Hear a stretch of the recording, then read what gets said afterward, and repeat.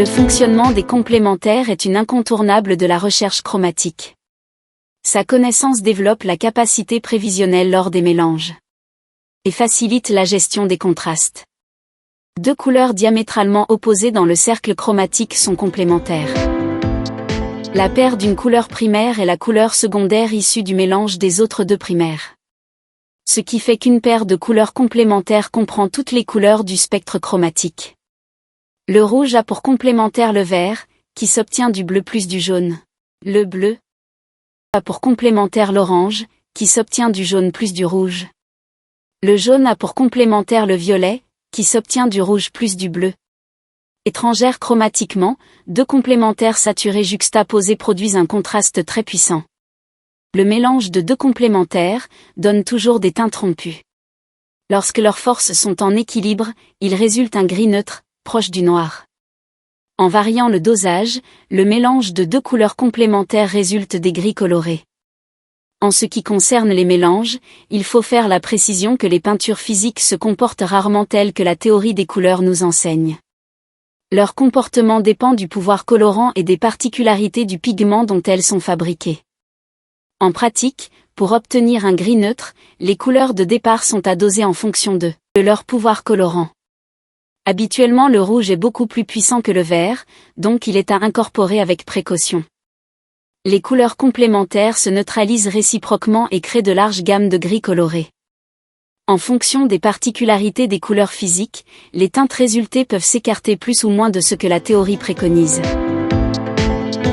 À elle seule, une palette de complémentaires donne un panel de teintes à la fois étendu et harmonieux.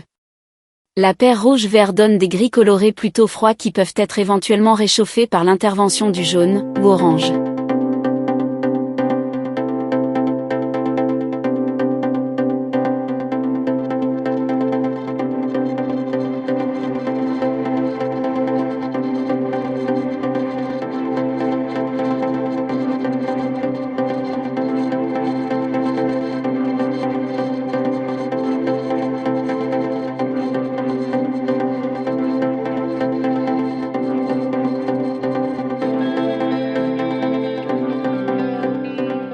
Hormis le contraste complémentaire, la paire jaune-violet possède par défaut un puissant contraste clair foncé.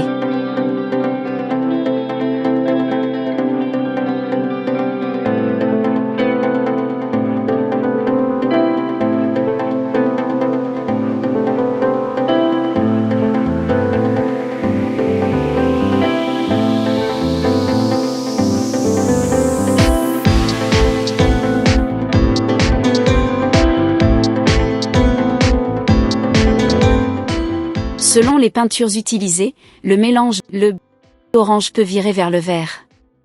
Lorsqu'on veut neutraliser le vert, il suffit d'y rajouter une pointe de rouge.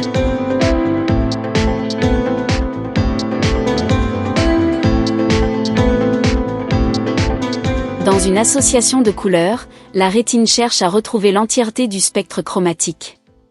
D'après Itan, un ensemble chromatique est harmonieux lorsque les teintes sont en équilibre, de sorte que leur mélange produise un gris neutre. Cependant, cet principe n'est pas un critère sur la valeur d'une œuvre. Au contraire, une composition picturale qui possède une dominante chromatique est considérée un ensemble chromatique expressif. Dans le cas d'une paire de complémentaires, l'une assume le rôle dominant, plus étendu, mais en teintes atténuées, tandis que l'autre va servir comme accent, plus vive, mais restreinte quantitativement.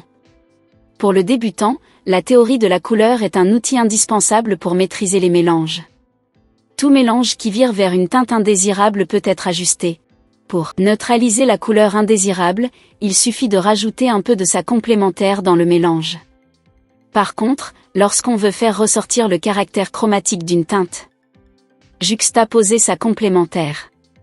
La théorie des couleurs optimise la recherche chromatique intuitive. Et les vrais coloristes sont les premiers à l'explorer avec passion.